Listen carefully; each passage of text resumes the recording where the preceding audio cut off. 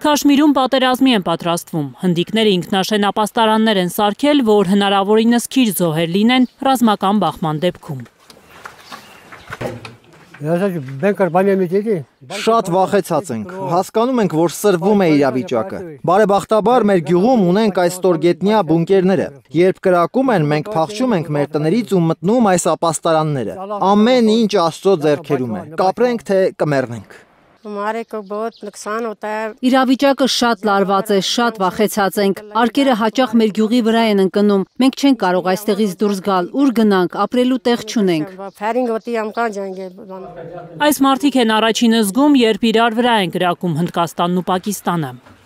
Ուզում ենք, որ Հնդկաստանն ու Պակիստանը խոսեն, որպեսզի խաղաղություն լինի։ Մենք պատերազմ չենք ուզում։ Եթե իրավիճակը սրվի, սահմանում ապրող մարդիկ ապագա չեն ունենա։ Երբ հրետակոծում են, շատ մարդիկ են զոհվում, մեր տները քանդվում են։ Ուզում ենք, որ երկու երկրները խաղաղ երկխոսեն։ Հնդկաստան-Պակիստան մեծ պատերազմ կարող է սկսվել 1-2 օրվա ընթացքում։ Իսլամաբադը տեղեկություն ունի, որ Նյու Դելին հիմա ակտիվորեն պլանավորում է այդ ռազմական գործողությունը։ Պակիստանն ունի հավաստի հետախուզական տվյալներ, որ Հնդկաստանը մտադիր է ռազմական գործողություններ իրականացնել Պակիստանի դեմ հաջորդ 24-36 ժամվա ընթացքում։ Փահալգամի միջադեպին ներգրավված լինելու անհիմն և կեղծ կասկածի պատրվակով։ Պակիստանի տեղեկատվության նախարար Աթաուլլա Թարարը վստահեցրել է, որ Հնդկաստանի կողմից ցանկացած ռազմական արկածախնդրություն կարժանանա խիստ ու վճռական պատասխանի։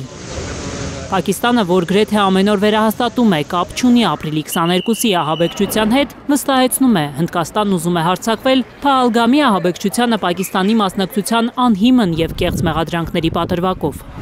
Հնդկաստանի վարչապետ Նարենդրա Մոդին հայտարարել է, որ իր երկրի զինված ուժերն ունեն լիակատար ազատություն որոշելու Հնդկաստանի արձագանքի մեթոդը, թիրախը և ժամկետները։ Մոդիի հայտարարությունից հետո Իսլամաբադը պարզաբանում է տարածել։ Նախարար Աթաուլլա Թարարը նկատի չի ունեցել, որ պատերազմն անխուսափելի է։